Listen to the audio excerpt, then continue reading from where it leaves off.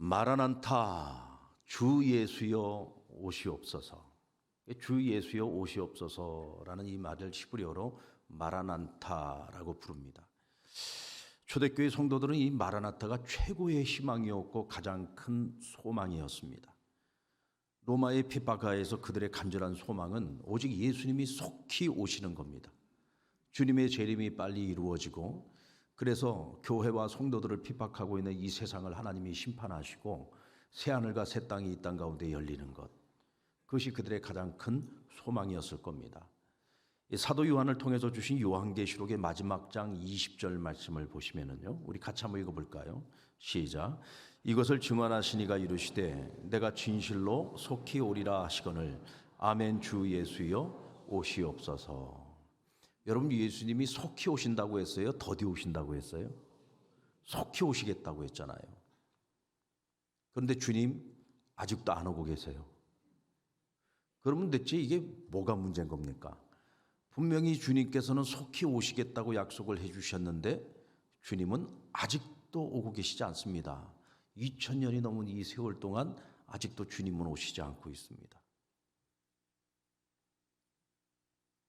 여러분, 우리는 속히라고 하는 의미를 빠르게, 급하게라는 의미로 생각을 하죠.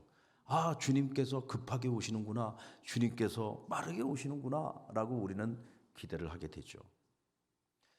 당시 로마의 핍박 아래에서 날마다 죽어나가고 있는 그리스도인들을 바라보며 그들이 믿음을 지킨다는 게 얼마나 혹독한 고난의 길인지를 주님이 너무나도 잘 아시기에 어쩌면 그들을 바라보는 주님의 마음은요, 지금이라도 당장 재림하고 싶으신 마음이었을 거예요. 그러니까 속히라는 표현을 통해서 내가 급히 너희에게로 재림하기를 원한다라고 하는 주님의 마음을 나타내신 거죠. 하지만 여러분, 주님이 재림하시는 그때와 그 시는요, 주님도 모릅니다.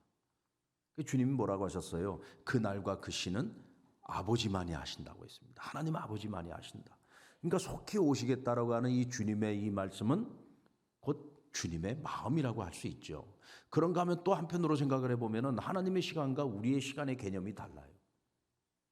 우리에게는 2000년이라는 시간이 지금 이미 흘렀지만 하나님께는 그 2000년이라는 시간이 하루와 같을 수 있단 말이에요. 그 1000년이 하루와 같다 하지 않았습니까? 하나님의 시간과 우리의 시간의 개념이 다르다. 그러나 중요한 것은 뭐냐? 하나님의 때가 있다는 거예요. 아멘. 하나님의 때가 있다. 그리고 그 약속하신 때는 반드시 찾아온다. 하나님께서 인류를 구원하시기로 계획하시고 약속을 주신 그 때가 있었잖아요. 근데 그 약속이 성취되기까지 여러분 짧은 시간이었습니까? 아니요, 기나긴 시간이었습니다. 과연 그 구원의 사건이 이루어질까? 중간에 수많은 사람들이 그 약속을 붙들고 살다가 아마 포기한 경우도 너무 많았을 거예요. 왜? 그날이 금방 올 줄 알았는데 메시아가 금방 오지를 않아요. 인류 구원의 역사가 속히 이루어지질 않아요. 그러나 분명한 것은 하나님이 약속하신 때가 있고 계획하신 때가 있는데 그것이 성취된 때가 있었다는 거죠. 우리는 그 역사 속에서 알고 있지 않습니까? 그러나 주님의 재림이 아직 이루어지지 않았습니다. 그렇다면 여러분, 주님이 재림이 이루어지는 그날까지 하나님께서 하실 일이 얼마나 많겠습니까? 하나님께서 인류를 구원하실 계획을 세워 그것을 성취하시기까지 하나님은 한순간도 쉬지 않고 일하셨어요. 그리고 결국은 그 약속을 이루신 것처럼 예수 재림의 역사가 이루어지기까지도 하나님은 지금도 열심히 일하고 계시고 또 이 땅의 교회가 감당해야 될 사명이 있단 말이죠. 그 모든 것을 다 마치기까지 하나님의 타이머는 지금도 계속 돌아가고 있습니다. 믿습니까? 하나님의 타이머는 계속 돌아가고 있는데 그 돌아가는 속도는 점점 더 빨라지고 있다는 것은 분명한 사실입니다. 그리고 그때가 되었을 때 우리 주님께서는 도적과 같이 임하시게 될 겁니다. 그래서 그날을 기다리는 사람들은 깨어 있어야 하는 것입니다. 그리고 그날을 준비해야 하는 것이죠. 자, 오늘 본문에도 예수님께서 제자들에게 비슷한 말씀을 하셨습니다. 우리 요한복음 16장 16절 말씀 우리 같이 한번 읽어볼까요? 시작. 이제 조금 있으면 너희가 나를 보지 못하겠고 또 조금 있으면 너희가 나를 보리라 하시니. 여기서 말하는 조금 있으면, 앞에 있는 조금이 있으면은 9시간 후를 얘기하는 겁니다. 9시간이 지나면 너희가 나를 보지 못하게 될 거다라고 말씀하셨어요. 9시간 지나고 난 이후에 일어날 일은 예수님이 십자가에 못 박히시는 사건입니다. 그러니까 예수님이 십자가에 못 박히시기까지 붙잡히시고 또 순환을 당하고 모욕을 당하고 고난을 당하시는 그 과정에 걸린 시간이 9시간이에요. 그리고 주님께서 십자가에서 죽으시고 무덤에 묻히신 후에 사흘 만에 부활을 하시죠. 그래서 너희가 조금 있으면 나를 다시 보게 될 것이다 라고 말씀을 하신 겁니다. 그러니까 예수님의 십자가 사건과 이 부활 사건에 대해서 예수님이 말씀을 하신 거예요. 십자가 앞에서 너희는 애곡할 것이고 애통할 것이다, 슬퍼할 것이다, 근심할 것이다. 그러나 사흘이 지나고 나면 너희는 그 모든 슬픔이 변하여 기쁨이 될 것이다 라고 말씀하셨죠. 근데 제자들이 이거를 이해를 해요? 이해를 못해요? 이해를 못해요. 이게 대체 무슨 말인지 도무지 알아먹을 수가 없는 거예요. 아니, 예수님께서 하나님께로 간다고? 대체 하나님께로 간다는 것이 대체 무슨 말이냐?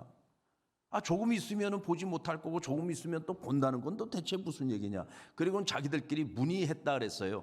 야, 이게 대체 무슨 뜻이야? 하고 서로를 물었다는 거죠. 주님께서 그 모습을 보면서 그들이 지금 당황해하고 대체 뭔 말인지 이해를 못하고 깨닫지 못하는 모습을 보시면서 주님께서 설명을 해주시는 겁니다. 야, 너희가 지금은 이해 못하지. 그러나 조금 있으면 너희가 모든 걸 다 이해하고 다 깨닫게 될 거야. 그때는 나에게 묻지도 않을 거야 라고 말씀하십니다. 그래서 너희가 모든 것을 알게 되었을 때에 너희가 그토록 근심했던 것이 기쁨으로 바뀌게 될 거라는 거예요. 그러므로 너희가 기뻐하게 될 그 조금 있으면 그 시간을 생각하면서 기다리고 인내하고 그날을 위해 준비할 것을 말씀하신 것입니다. 여러분, 하나님의 구원에는 때가 있음을 믿으시기 바랍니다. 예수님께서 십자가에 달리셔야 할 때가 있는가 하면 예수님이 부활하셔야 하는 때가 있고 예수님이 승리하셔야 하는 그 때가 있는 거예요. 그것을 알지 못하고 믿지 못하는 자는 그 기다림의 시간이요, 너무너무 고통스러운 시간이에요. 두려움과 염려의 시간입니다. 하지만 여러분, 이 하나님의 약속을 믿고 기다리는 자들은 그 기다림의 시간이 결코 두려움만의 시간이 아니죠. 두려움이 아니라 설레임으로 기다릴 수 있는 거예요. 왜? 조금 있으면 주님을 다시 볼 수 있기 때문입니다. 아멘입니까? 여기서 중요한 것은 조금 있으면이라고 하는 이 시간적 개념인데, 오늘 본문 말씀에서 주님이 말씀하시는 이 조금 있으면이라는 시간은 9시간 뒤야 그리고 사흘이라는 시간을 의미하고 있죠.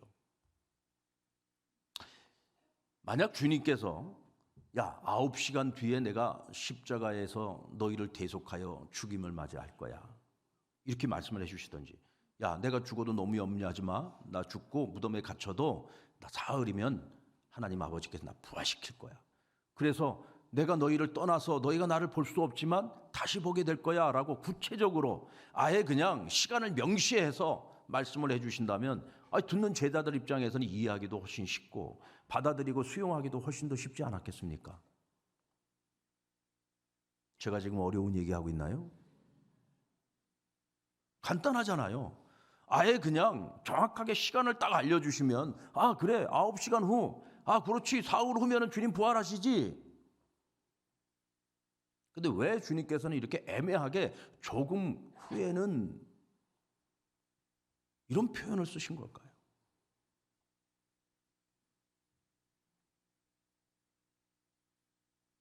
여러분, 기다림의 시간은요, 인내심이 필요합니다. 우리 신앙생활이라고 하는 게 여러분 마라톤 경주와 같은 겁니까? 아니면 단거리 경주와 같은 겁니까? 우리 신앙생활이 마라톤이에요? 단거리예요? 마라톤이죠. 마라톤입니다. 절대로 단거리가 아니에요. 만약에 하나님께서, 예수님께서 정확한 시간을 딱 알려줬으면요, 분명히 우리의 신앙생활은 마라톤이 되지 못하고 다들 단거리를 뛰려고 할 겁니다. 말하자면 시험 공부하는 학생들이요, 평상시에 늘 깨어 있어서 늘 성실하게 공부하는 것이 아니라 시험 날짜를 딱 앞두고서 하루 전날 벼락치기 하듯이 우리 신앙생활도 그렇게 하기가 쉬워요. 만약에 주님이 다시 오실 날짜를 명백하게 뭐 몇천 년도 몇 날 며칠 날 오신다 딱 그러면은 여러분들 평상시에 열심히 신앙생활 하겠습니까? 평상시에 내 하고 싶은 거 다 하다가 주님 오신다는 그날 전에 한 적어도 양심은 있으니까 한 달 전서부터 열심히 믿음 생활하고 신앙생활 열심히 하다가 벼락치기 하듯이 그렇게 주님 영접하려고 하지 않겠어요? 왜요? 우리는 죄인이기 때문에 그렇습니다. 우리 안에 있는 이 인간의 죄성이라고 하는 것이요, 얼마나 얄팍한지 모릅니다. 그러니까 주님께서 이 제자들에게 슬픔이 변하여 기쁨으로 변하는 그 시간을 너희가 기다려야 되는데 그 시간이 얼마가 될지는 몰라. 그러나 분명히 너희는 믿고 기다려야 된다. 그러면 조금 있으면 보지 못했다가 보게 될 것이고 근심이 변하여 기쁨으로 바뀔 것이다. 그리고 조금 있으면이라는 이 시간적 개념은 반드시 끝이 있고 새로운 시작이 있다는 뜻입니다. 여러분들 사춘기를 겪고 있는 우리 자녀를 둔 부모님들, 거기다가 말 안 듣는 이 사춘기 자녀를 둔 부모님들은 참 괴롭고 힘들죠. 이게 세상에서 제일 힘든 게 이게 자식 문제구나라고 아마 다들 인정을 하고 공감을 할 겁니다. 그럴 때 먼저 앞서 사춘기 자녀를 길러본 인생 선배들이 뭐라고 위로를 하고 조언을 해줍니까? 아이고 괜찮아 괜찮아, 다 시간 지나면은 철들어. 시간이 약이야. 시간이 지나면 다 철들게 돼 있어. 너무 걱정하지 마, 너무 염려하지 마. 근데 여러분 그 말이 귀에 들립니까? 그 말을 듣고 그렇게 큰 위로가 되던가요? 별로 위로 안 됩니다. 왜? 지금 현실의 이 고통과 그 답답함과 이거를요, 그 어떤 말로도 그 위로가 안 돼요. 그런데 막상 정말 시간이 지나고 나서 보면은요, 야, 이 인생 선배들 말이 맞구나.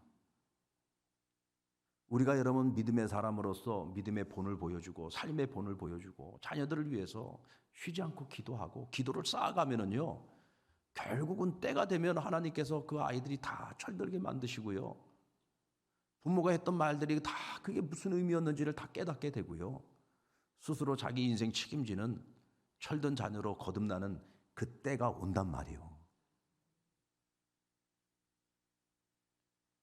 근데 중요한 것은 뭐냐면 기다림의 시간이 필요하다는 거예요. 근데 그 기다림의 시간 동안 나는 아무것도 할 일을 하지 않고서 그냥 무작정 기다리는 그게 아니죠. 우리가 마땅히 해야 될 일을 하면서 기다리면 반드시 그때가 옵니다. 고통과 탄식과 아픔과 슬픔의 시간은 다 지나가고 정말 우리 하나님 정말 살아계시는구나, 진짜 우리 하나님 위대하시다, 그리고 하나님을 찬양할 그 시간이 반드시 우리 앞에 찾아옵니다. 믿습니까? 조금 있으면이라고 하는 이 주님의 약속은 근심이 기쁨으로 바뀌는 시간이 그리 오래 걸리지 않는다는 것을 말씀하고 있어요. 실제로 여러분 9시간이라는 시간이 긴 시간 아니잖아요. 사흘이라는 시간이 우리 인생 전체에서 생각해 보면 그 얼마나 짧은 시간입니까? 그러나 분명한 것은 우리가 짧은 시간이 됐든 긴 시간이 됐든 가장 중요한 것은 기다림의 시간을 어떤 마음으로 기다릴 거냐는 거예요. 중요한 것은 하나님의 약속을 믿어야 된다는 겁니다. 예수님께서 제자들에게 하신 말씀을 믿어야 그 기다림의 시간이 헛된 시간이 되지 않아요. 보람 있는 시간이 될 수 있어요. 여러분들 어떻게 기다릴 겁니까? 날마다 근심, 걱정, 염려에 사로잡혀서 그 기다림의 시간을 보낼 겁니까? 아니면 하나님의 약속을 붙들고 희망을 가지고 소망을 버리지 않고 그 기다림의 시간을 보낼 겁니까? 같은 기다림의 시간이지만 질이 달라요. 결과가 달라지는 겁니다. 결국 그 선택은 누구에게 달려있느냐? 우리 자신에게 달려있는 거예요. 그거는 누가 대신해 주는 것이 아닙니다. 내가 결정해야 되는 거예요. 제가 지난 시간에도 여러분 말씀드렸습니다마는 우리의 마음의 기울기, 내 사랑의 기울기를 어느 쪽으로 기울이고 살 거냐? 하나님과 세상에 50, 50 딱 나눠가지고 양다리 걸치고 살 거냐? 절대로 불가능하다고 말씀드렸잖아요. 절대로 불가능합니다. 우리는 반드시 어느 한쪽에 기울기 마련이에요. 근데 내 마음의 기울기를 어느 쪽에 더 기울이고 살 거냐는 누가 선택해야 되느냐? 그건 내가 선택하고 살아가는 거예요. 그래서 우리는 절대로 누구를 탓해서도 안 돼요. 하나님을 탓하거나 부모를 탓하거나 남 탓할 거 없어요. 그 모든 선택은 내가 한 겁니다. 내가 어떤 선택을 하느냐에 따라서 그 기다림의 시간도 질이 달라지는 거예요. 날마다 탄식하면서 신세 한탄하면서 운명론에 빠져서 그렇게 기다림을 그 시간을 걸어갈 거냐, 아니면 주님을 믿고 주님을 신뢰하면서 희망을 가지고 소망을 가지고 그 시간을 걸어갈 거냐. 조금 있으면이라고 하는 이 시간은 피해갈 수 없는 시간이에요. 여러분, 이스라엘 백성들이 광야를 거쳐서 가나안 땅에 들어가잖아요. 그 가나안 땅 들어가기까지는 반드시 광야를 지나가야 돼요. 이 광야를 피하고서는 가나안 땅을 들어갈 수가 없어요. 피할 수 없는 길이 광야길입니다. 그런데 다행인 것은 이 광야길이 지나가는 길이라는 거예요. 여기가 종착지가 아니에요. 근데 많은 사람들이 어리석고 미련해서 이 광야를 피하려고 하다 보니까 광야를 벗어나지 못하고 결국은 광야가 종착지가 돼버리는 경우가 많습니다. 어차피 내가 걸어가야 되는 광야길이라면 그 광야길도 즐겁게 갈 수 있어요.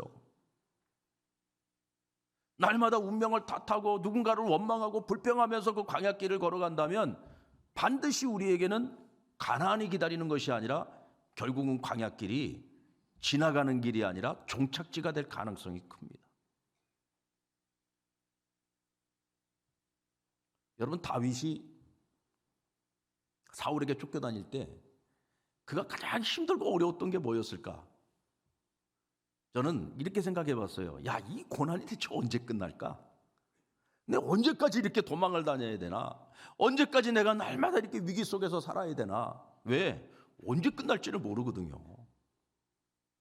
자, 그런데 다윗이 스스로 이 모든 고난을 끝낼 수 있는 기회가 있었어요, 없었어요? 잘 몰라요. 있었어요, 없었어요? 그것도 한 번도 아니고 두 번, 세 번씩이나 그런 일들이 있었어요. 내가 마음만 먹으면 내 힘으로, 내 결단으로 끝내버릴 수 있어. 왜? 사울을 죽일 수 있는 기회가 있었거든요. 그런데 그때마다 그는 악을 선으로 갚았어요. 그리고 하나님의 기름 부은 자이기 때문에 내가 처단할 수 없어요. 하나님께 맡긴 거예요. 그건 무슨 얘기냐면 어차피 하나님이 그 뜻을 이루시는 하나님의 타임, 하나님의 그 시간까지는 내가 기다려야 돼. 그러나 내가 내 힘으로 끝내버릴 수도 있지만 아니요, 하나님의 뜻대로 내가 이 기다림의 시간을 감당하겠다는 거예요. 감당하겠다는 겁니다. 나 광야 피해가지 않겠습니다. 주님께서 필요하다고 말씀하신다면 나 이 길 걸어가겠습니다. 대신에 이 광야에서 제가 끝내지 않게 해주세요. 반드시 광야가 끝나고 가나안을 만나게 해주시고 슬픔이 끝나고 기쁨을 맞이하게 해달라고, 그 마음을 가지고 그 시간을 버티고 견뎌내면서 그 길을 걸어간 거예요.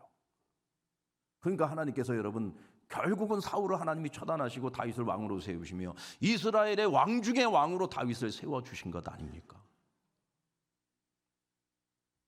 아무리 힘들고 어려운 시간도요, 그 고통의 시간 끝에 기쁨이 있다면 할만한 고난인 거예요. 할만한 고난인 겁니다. 여러분, 그러니까 예수님께서 오늘 여자가 해산하는 것을 비유로 말씀을 해주셨는데 한번 여러분에게 물어봅시다. 해산하는 여인의 고통이 클까요? 아니면은 맹장 수술하는 사람의 고통이 클까요? 만약에 제가 맹장 수술하는 사람의 고통이 크다 그러면 오늘 이 자리에 아기를 낳아보시는 어머니들은 절대로 가만히 안 있을 거예요. 당신이 애를 낳아봤어 그럴 거예요 아마. 그 애 낳는 고통을 당신이 뭘 안다고 지금 무슨 맹장 수술이 더 고통스럽다는 얘기를 해? 뭐 분명히 그렇게 지금 마음속으로 지금 생각을 하고 대놓고는 얘기를 안 해도. 근데 여러분 잘 생각해 보세요. 아이를 낳아본 엄마가 아이 하나 놓고 끝내요? 아이를 낳을 때 고통은 있지만 생명의 기쁨을 얻잖아요. 그래서 하고 우는 그 아이를 다 품에 안았을 때 그 아이가 주는 그 생명의 그 기쁨 때문에요, 조금 전까지 죽을 만큼, 그러면서 아이를 막 악을 쓰면서 아이를 낳는 동안 내 다시는 아이를 낳는가 봐라, 다시는 아이를 낳는가 봐라 그러면서 아이를 낳았는데, 아이를 딱 놓고 나서 품에 딱 앉는 순간에 아이고 하나 더 낳아야 되겠다 이런 생각을 하는 거죠. 그 모든 고통을 잊을 수 있는 것은 그보다 더 큰 기쁨이 안겨지기 때문에 그런 거예요. 의미가 있는 고통이라는 겁니다. 보람이 있는 고통이라는 거죠. 근데 맹장 수술은 그 맹장 하나 떼내는 거 그게 전부예요. 아무 의미도 없어요. 보람도 없어요. 그냥 맹장 하나 떼낸 거예요. 심리적으로 봤을 때에는 더 큰 고통은 해산의 고통이 아니라 맹장 하나 떼내는 고통이라는 거죠. 뭐 비유를 들자면 그렇다는 겁니다. 그러니까 여러분, 해산의 고통이 얼마나 힘들고 어려운 겁니까? 그러나 여러분, 그 뒤에 찾아오는 생명의 그 기쁨이 너무 크기 때문에 엄마들이 그것을 감당해낼 수 있는 것 아닙니까? 여러분, 우리 인생의 여정도 다르지 않습니다. 우리는 하나님의 약속을 믿습니다. 하나님의 때를 믿고 살아가는 사람들입니다. 그리고 하나님이 우리에게 주는 기쁨은 세상이 주는 그 어떤 기쁨과도 비교할 수 없는 것들입니다. 그러기에 우리가 그 길을 걸어갈 때 어떤 어려움이 찾아와도, 어떤 고난이 찾아오고, 어떤 광야가 우리 앞에 있다 할지라도 우리는 조금 있으면 반드시 바뀌는 날이 온다, 그 약속을 믿고 우리는 그 기다림의 시간도 버텨내고 견뎌낼 수 있는 것이고, 그 시간을 그저 원망과 불평 속에서 살아가는 것이 아니라 희망과 소망을 가지고 견뎌낼 수 있는 것입니다. 그리고 그때를 막연히 기다리는 것이 아니라 무엇을 하라고 하셨어요? 기도하라고 하셨습니다. 여러분, 23절 말씀, 24절 말씀 같이 한번 읽어보겠습니다. 시작. 그날에는 너희가 아무것도 내게 묻지 아니하리라. 내가 진실로 진실로 너희에게 이르노니 너희가 무엇이든지 아버지께 구하는 것을 내 이름으로 주시리라. 24절. 지금까지는 너희가 내 이름으로 아무것도 구하지 아니하였으나 구하라. 그리하면 받으리니 너희 기쁨이 충만하리라. 아멘. 너희가 그 기다림의 시간 동안 아무것도 하지 마라. 아니에요. 아무것도 하지 마는 게 아니에요. 우리가 마땅히 해야 될 일을 해야 돼요. 그런데 마땅히 해야 될 그 일을 할 때 너희에게 필요한 것이 있느냐? 너희에게 부족한 것이 있느냐? 그러면 지금까지는 너희가 내 이름으로 내 아버지께 구하지 아니하였을지라도 이제부터는 내 이름으로 내 아버지께 구하라는 거예요. 그러면 내 아버지가 나의 이름으로 너희에게 필요한 것을 주시겠다는 거예요. 할렐루야. 여러분, 성경에 보세요. 하나님께서 하라 하고 명령을 하실 때에는요, 우리를 빈손으로 보내지 않아요.